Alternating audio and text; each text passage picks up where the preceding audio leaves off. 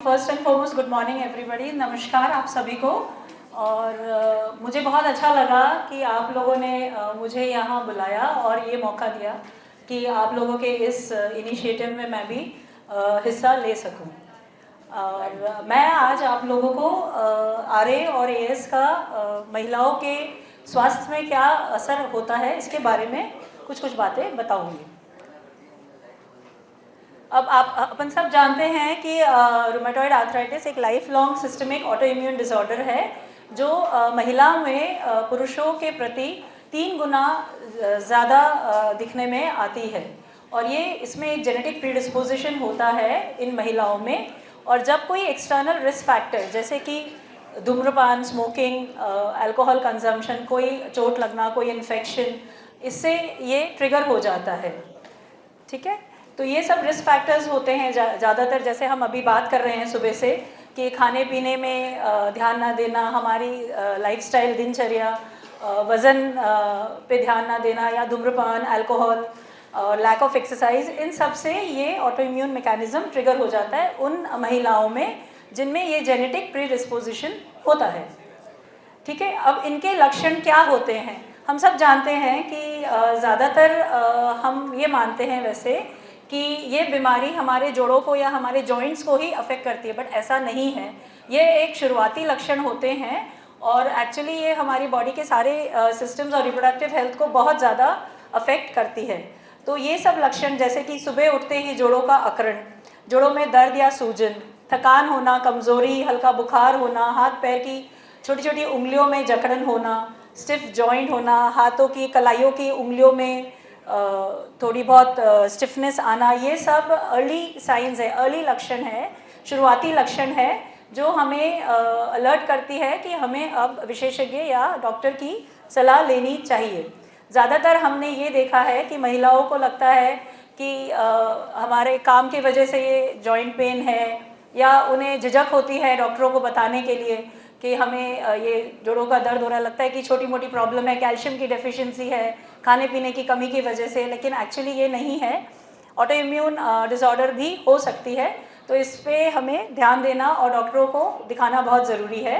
ये छोटी छोटी डिफॉर्मिटीज़ और ये सब पैदा हो सकती है इन मरीज़ों में, जैसे कि जेड डिफॉर्मिटी हो सकती है, स्वन नेक डिफॉर्मिटी, बटन होल डिफॉर्मिटी। ये सारे छोटी छोटी हाथों की जॉइंटों को, जोड़ों को अफेक्ट करता है। कई सारी जांचें इन बीमारियों में कराई जाती है जनरली। आपको आपके डॉक्टर्स बताएंगे ये सब जांचें, जैसे कि रूमेटॉइड फैक्टर टेस्ट होते हैं, बाकी सारी और भी एंटीबॉडी टेस्ट होती हैं, और इन्फेक्शन या इन्फ्लेमेशन के साइंस जो बताते हैं, जैसे कि C reactive protein, ESR, complete blood count, ये सब जांचें, जॉइंट में जो पानी भर जाता है उसकी भी जांच कराई जाती है। अब हम आते हैं कि महिलाओं के रिप्रोडक्टिव फंक्शन पे इनका क्या असर होता है। क्या आरए या एएस की बीमारियों से बांझपन होता है?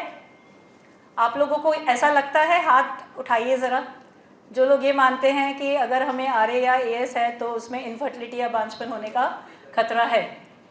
हाँ जी, 1-2 जनों ने हाथ उठाया है। हाँ जी, मैं आपको बताना चाहूँगी कि डायरेक्ट एसोसिएशन नहीं है आरए या एएस का इनफर्टिलिटी पर, बट एक एसोसिएटेड रिस्क फैक्टर है, क्योंकि इनफर्टिलिटी आरए में जनरली इन्फ्लेमेटरी डिसऑर्डर और हार्मोनल इम्बैलेंस होता है। तो वो होने की वजह से ओव्यूलेशन, जो अपने अंडाशय की कार्य क्षमता है, उसमें असर आता है, और इन्फ्लेमेटरी मार्कर्स जो अपने शरीर में बढ़ जाते हैं, जिसकी वजह से इनफर्टिलिटी या बांझपन होने का खतरा हो सकता है अगर हम हमारे ट्रीटमेंट को अच्छे से नियमित रूप से कंटिन्यू ना करें और हमारी डिजीज़ को कंट्रोल में ना रखें। तब अगर हमने आरए या एएस की बीमारी को नियंत्रण में रखा हुआ है और नियमित रूप से हम उसका इलाज करा रहे हैं, तो इसमें हमें आगे चल के कोई रिस्क नहीं है कि हमें कोई बांझपन होगा या कंसीव करने में कोई भी परेशानी आएगी। पीसीओडी, पॉलीसिस्टिक ओवेरियन डिजीज़, आजकल सभी को पता है कि यंग गर्ल्स में बहुत ज़्यादा कॉमन है। ये भी एक क्रॉनिक इन्फ्लेमेटरी डिसऑर्डर है और हार्मोनल इम्बैलेंस की बीमारी है।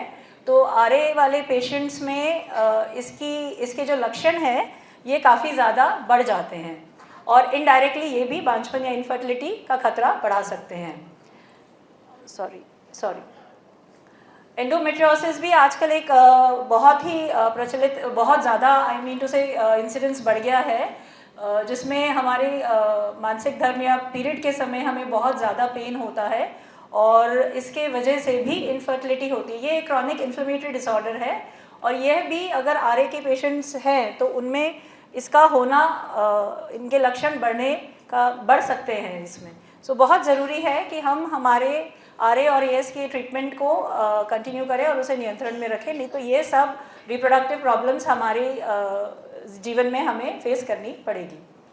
अब गर्भाशय या प्रेगनेंसी का आरए में क्या इफ़ेक्ट होता है? जनरली जब एक महिला प्रेग्नेंट होती है तो उनके बॉडी में एक इम्यून टॉलरेंस मैकेनिज्म जनरेट होता है which is HLA disparity and fetal microchimerism. उसमें यह होता है कि वो एक प्रोटेक्टिव मैकेनिज्म है कि हमारे गर्भाशय में एक बच्चा पनप रहा होता है तो उसके अगेंस्ट हमारी बॉडी की डिफेंस मैकेनिज्म एक्ट ना करे, तो वो बॉडी में ऑलरेडी एक्टिव होती है।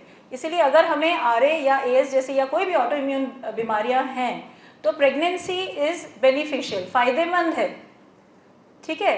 तो हमें घबराना नहीं है कि हम प्रेग्नेंट नहीं हो सकते या इसमें ये ख़राब हो जाएगी।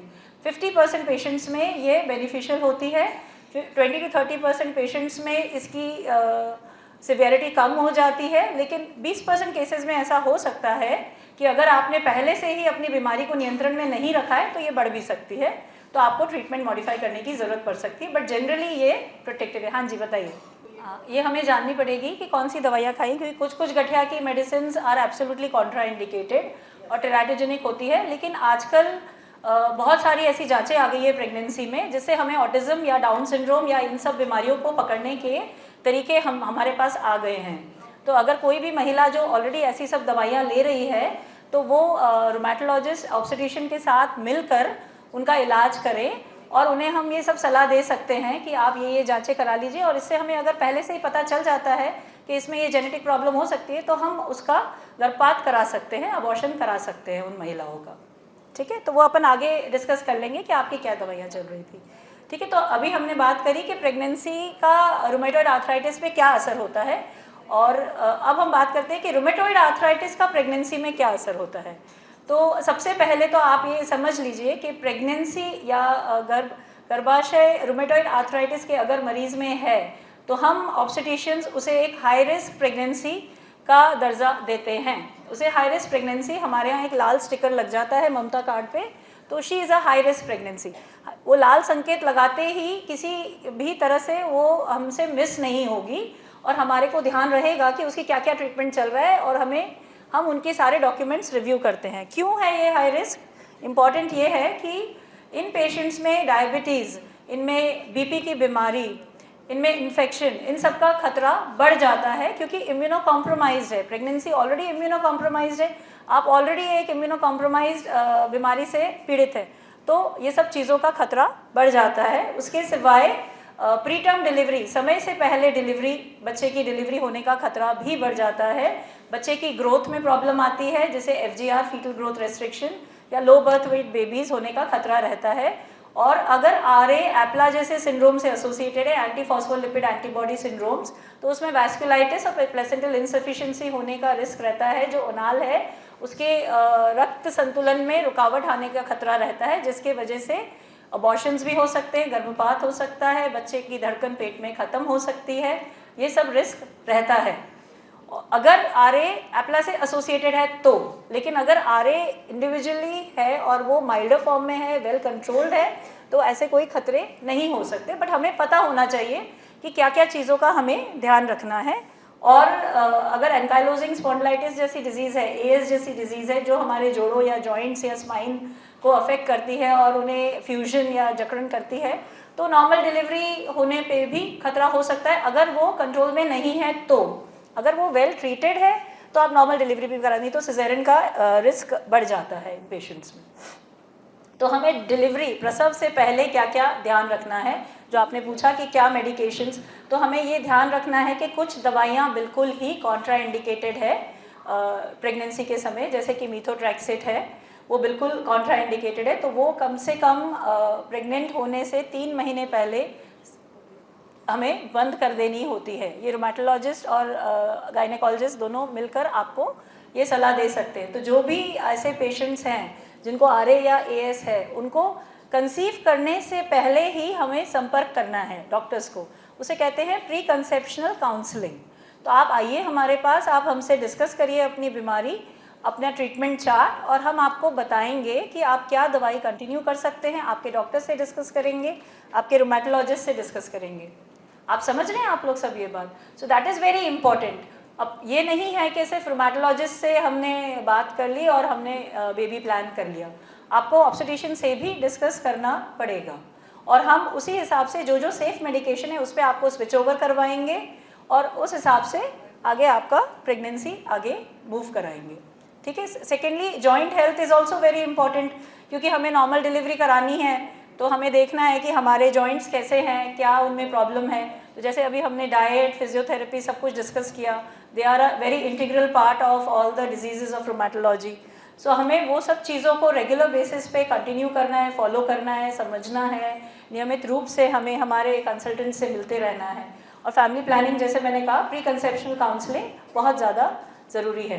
कई सारी एक्सरसाइजेज हैं, जैसे आपको ऑलरेडी अभी बता दिया है दीपक सर ने कि लो इम्पैक्ट एरोबिक एक्सरसाइजेज, ये सब हम जनरली प्रेगनेंसी में भी लास्ट ट्राइमेस्टर, मतलब आखिरी के 3 महीनों में मरीजों को राय देते हैं कि आप योगा कर सकते हैं, आप वॉक कर सकते हैं, छोटी मोटी एक्सरसाइज, ब्रीदिंग एक्सरसाइजेज कर सकते हैं। और अगर कोई हीट या कोल्ड थेरेपी आपको एडवाइज है तो यू कैन कंटिन्यू दैट।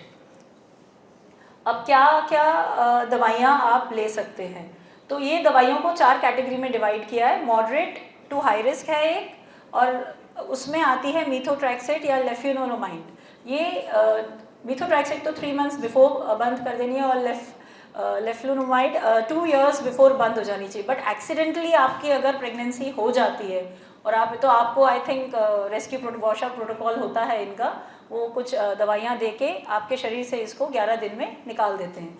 और generally first 2 weeks of pregnancy, जैसे 14 दिन के अंदर अंदर, मतलब अगर आपने ये सब कर लिया तो आपका बेबी सेफ है। बिकॉज ऑर्गेनोजेनेसिस, जो बच्चे के अंग बनना शुरू होते हैं, वो तीसरे हफ्ते से 8वें हफ्ते के बीच में शुरू होते हैं। तो अगर तीसरे हफ्ते से पहले तक आपने ये दवाइयाँ खाई है और एक्सीडेंटली कंसीव कर लिया, तो घबराने की ज़रूरत नहीं है कि भाई हम ये दवाइयाँ खा रहे हैं, हमें अब गर्भपात या अबॉर्शन कराना पड़ेगा। आप उसको मिलिए अपने रूमेटोलॉजिस्ट से तुरंत, और वो वॉशआउट प्रोटोकॉल से आपकी दवाइयों को आपके शरीर से वॉशआउट करा देंगे, और फिर हम रिस्पेक्टिव जो भी जांचें होती है उससे हम फिगर आउट कर लेंगे कि बच्चे पे इसका कोई आड़ असर पड़ा है या नहीं। अब जो ड्रग्स सिलेक्टिवली प्रेगनेंसी में यूज़ कर सकते हैं, वो कौन सी ड्रग्स हैं? वो जनरली ग्लूकोकॉर्टिकॉइड्स या स्टेरॉइड्स हैं, जैसे प्रेडनिसोन, प्रेडनिसोलोन, मिथाइल प्रेडनिसोलोन। ये सारी दवाइयाँ प्लेसेंटा को क्रॉस ज़रूर करती है, लेकिन लो कॉन्सेंट्रेशन में। सो लो डोजेज़ में इनका हम उपयोग कर सकते हैं।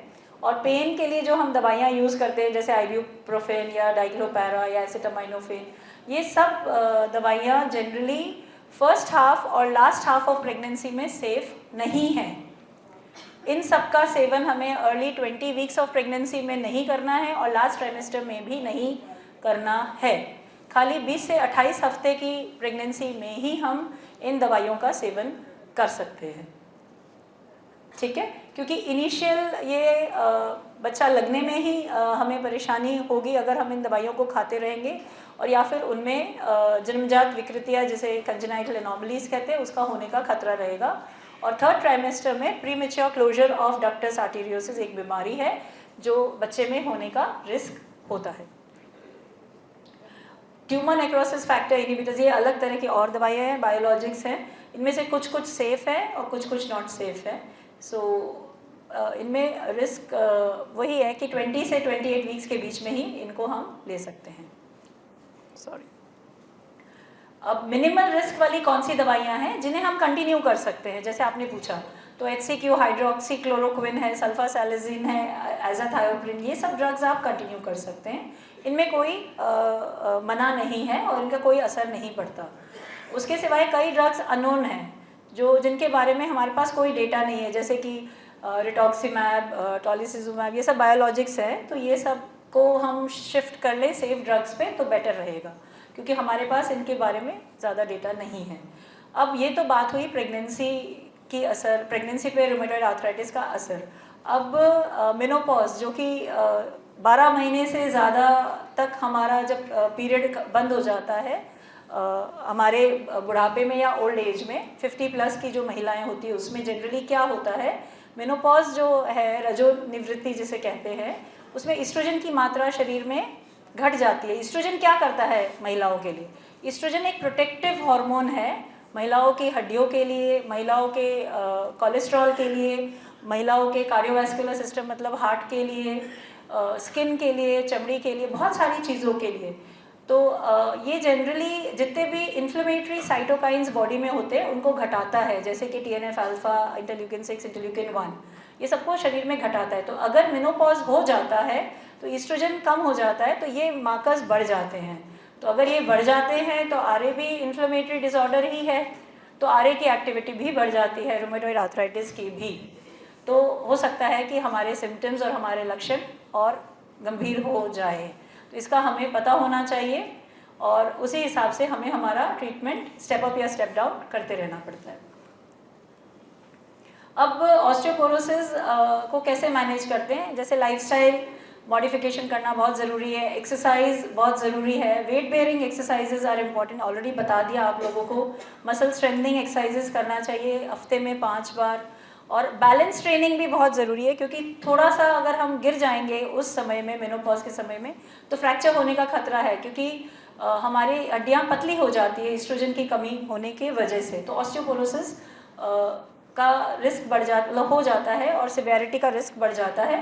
तो हमें बैलेंस ट्रेनिंग भी बहुत ज़रूरी है। हमारे फुटवेयर ऐसे होने चाहिए कि हम लड़खड़ा ना जाएं, हमारे जूते चप्पल उन सब का हमें खास ध्यान रखना पड़ता है मेनोपॉज वाले समय पे। साथ ही साथ कैल्शियम, प्रोटीन, इन सब का सेवन ज़्यादा करना चाहिए। जो भी डाइट में rich in calcium and protein है उनका सेवन करना चाहिए। विटामिन डी खाना चाहिए, सनलाइट में बैठना चाहिए जैसे मैम ने बताया, ताकि कैल्शियम एब्जॉर्प्शन अच्छा होए।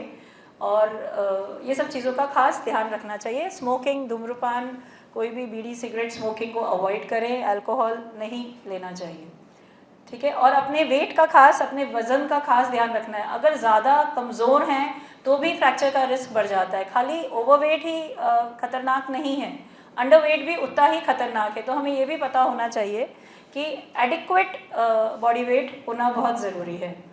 अब इस समय हम कंटिन्यू कर सकते हैं हमारा रूमेटॉइड आर्थराइटिस का ट्रीटमेंट, और डेक्सा स्कैन रेगुलरली कराते रहें।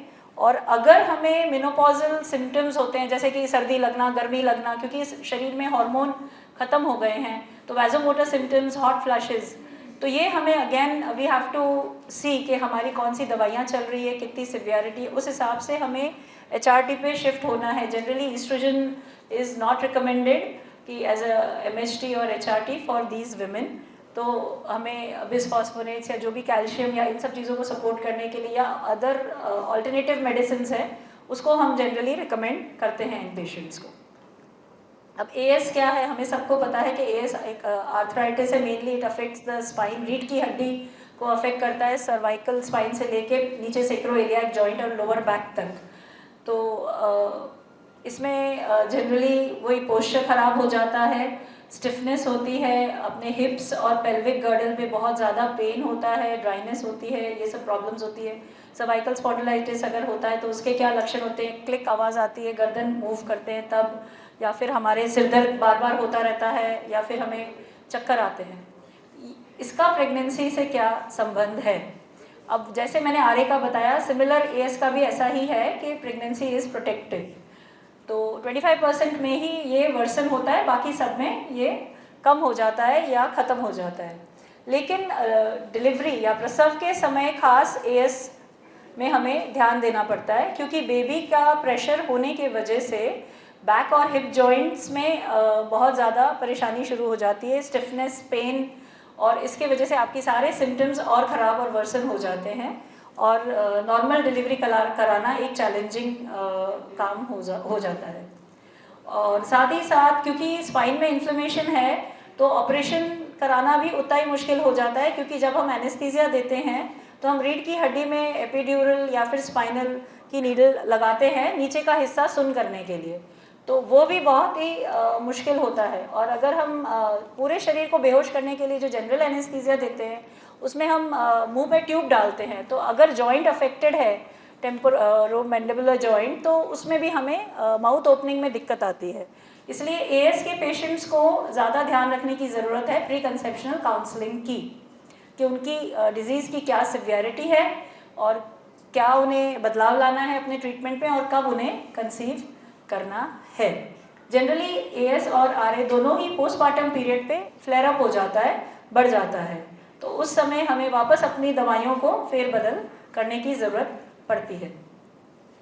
जॉइंट पेन और मोबिलिटी, जैसे मैंने बताया कि स्टिफनेस बढ़ जाती है और डिस्कम्फर्ट बढ़ जाता है, बैक पेन बढ़ जाता है, पेल्विक गर्डल पेन बढ़ जाता है। दूसरा, प्रेगनेंसी में जनरली यूट्रस का साइज़ बढ़ जाता है, तो वो ऊपर हमारे फेफड़ों को प्रेशर डालता है, जिसकी वजह से लंग की कैपेसिटी कम हो जाती है और ब्रीदिंग डिफ़िकल्टी का सामना करना पड़ता है। मरीजों को श्वास लेने में दिक्कत आती है और ऑक्सीजन की नीड बढ़ जाती है प्रेगनेंसी में इन पेशेंट्स की, तो ये भी बहुत ज़्यादा ज़रूरी है। और लेबर में जैसे मैंने बताया प्रसव के समय दिक्कत आती है, तो हमें ये सारे ट्रीटमेंट जैसे lifestyle changes, physical therapy, prescribe medications ही लेनी चाहिए। और रेयर केसेस में अगर आपको सर्जरी एडवाइज्ड है तो आप सेकेंड हाफ ऑफ प्रेगनेंसी में इसे करवा सकते हैं। So you have to follow all the physical and occupational therapy as advised by your experts. आपको डीप ब्रीदिंग एक्सरसाइजेज रेगुलरली करनी चाहिए। मॉडरेट या हाई इम्पैक्ट एक्सरसाइज, जॉगिंग जैसी चीज़ बिल्कुल नहीं करनी चाहिए। और बाकी आपको या तो सुपरवाइज्ड प्रोग्राम्स ज्वाइन करने चाहिए या फिर आप अपने घर पे अपनी एक्सरसाइजेस कंटिन्यू कर सकते हैं। दवाइयों में अगेन एएस के पेशेंट्स को हम पेन किलर्स दे सकते हैं, वही सेम चीज़ के 20 से 28 हफ्ते पे हम दे सकते हैं। और जो सेफ एंटी रोमैटिक ड्रग्स हैं वो हम इनको एडवाइस कर सकते हैं, लो डोज स्टेरॉइड्स भी दे सकते हैं और कई बायोलॉजिकल ट्रीटमेंट्स हम कंटिन्यू कर सकते हैं। जैसे मैंने बताया कि सर्जरी हम सेकेंड ट्राइमेस्टर में कर सकते हैं, तो ये टीम एक मल्टीडिसिप्लिनरी टीम के साथ मिलकर ही इसका डिसीजन लिया जाता है। So postpartum care again is very important, क्योंकि ये फ्लेयर अप हो जाती है डिजीज़, स्पेशली ब्रेस्ट फीडिंग में भी हमें ध्यान रखना पड़ता है कौन सी दवाइयाँ सेफ़ है कौन सी नहीं है। तो हमें अगेन मेडिकेशन को एडजस्ट करना पड़ता है क्योंकि बेबी के हेल्थ को ध्यान में रखते हुए। इसलिए आई वुड लाइक टू से थैंक यू एंड आप अपने सेहत का ध्यान रखें और ऐसा ना सोचें कि हम कंसीव नहीं कर सकते। आप प्रॉपर ट्रीटमेंट लीजिए और अपनी बीमारी को नियंत्रण में रखिए, तो आप नॉर्मल तरीके से प्रेगनेंसी और अपनी जीवन को व्यतीत कर सकेंगे। Thank you so much.